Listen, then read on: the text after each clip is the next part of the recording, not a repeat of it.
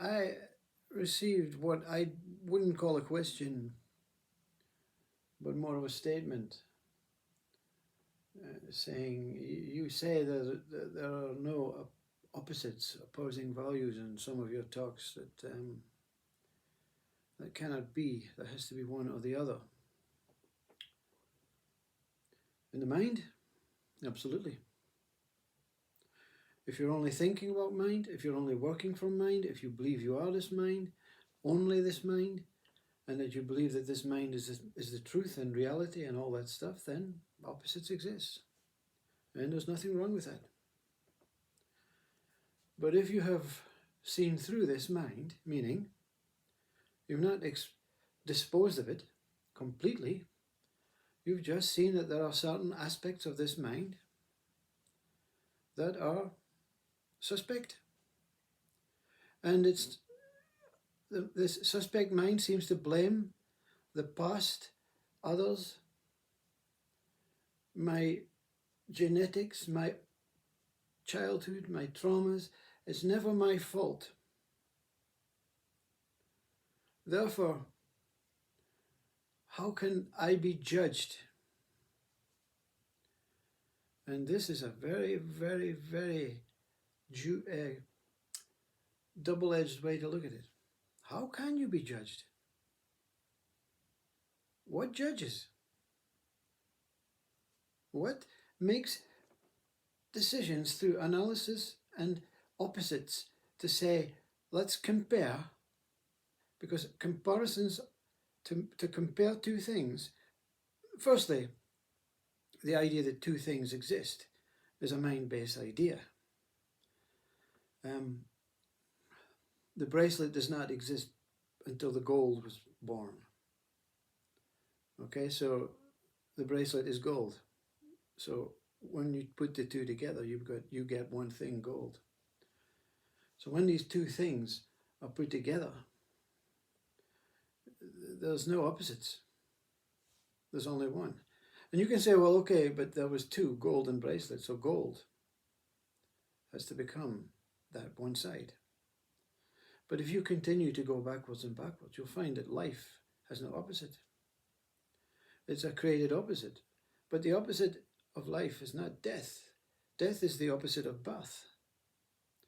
And even in life, so when death and birth are individualized, and they realize that they neither can be here without life being predominant, then life is the only thing that exists. It's middle Buddha. That what creates opposites is that what is not happy with middle life, with peace, with emptiness, with tranquility. But you can say they have opposites also. So the denial of everything.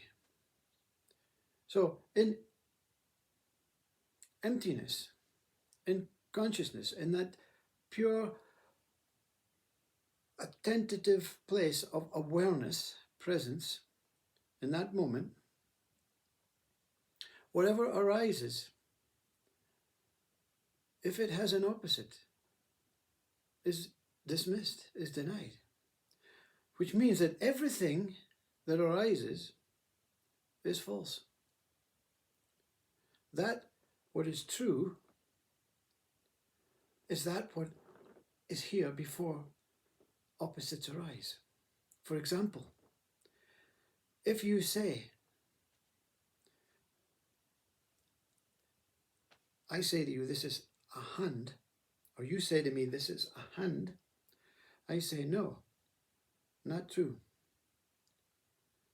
But then I say, yes, true. And you say, well, which one? And I say, neither. And you say, so neither true nor false. No, both. Neither, but both is. None of these four equations are true.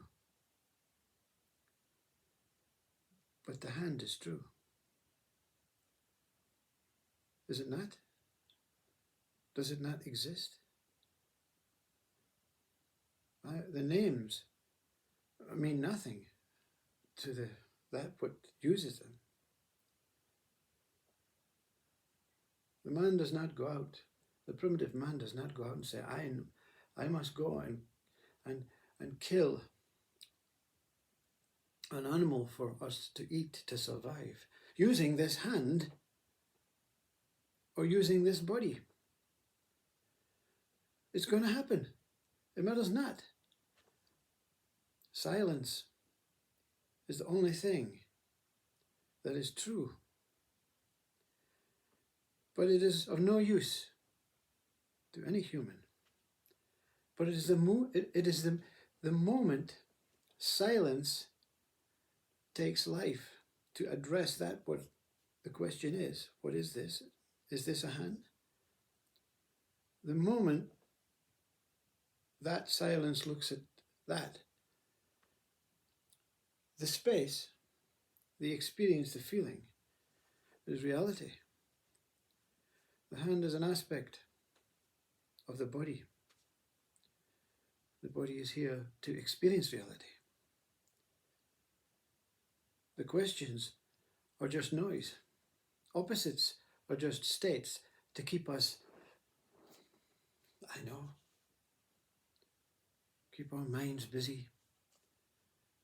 Keep the mind, just give us something to do, something to talk about, something to narrate, tell stories, make poetry, make music. They're all important in the mind-based only world. But in emptiness, they are important for a different reason. They're important because without them, we couldn't find the truth. We couldn't find that what is real. Silence first. Noise second. The distance, the moment one sees the other, before it makes any noise, before they come together, that shock, that little, oh, is reality. I don't know if this answers the question. But for the way this speaker has experienced this emptiness, this profound contradictory, when the voice speaks, this is all noise. But that, what is experienced, is predominantly silence. And then the movement, a second, a nanosecond into noise. And this takes place in every movement.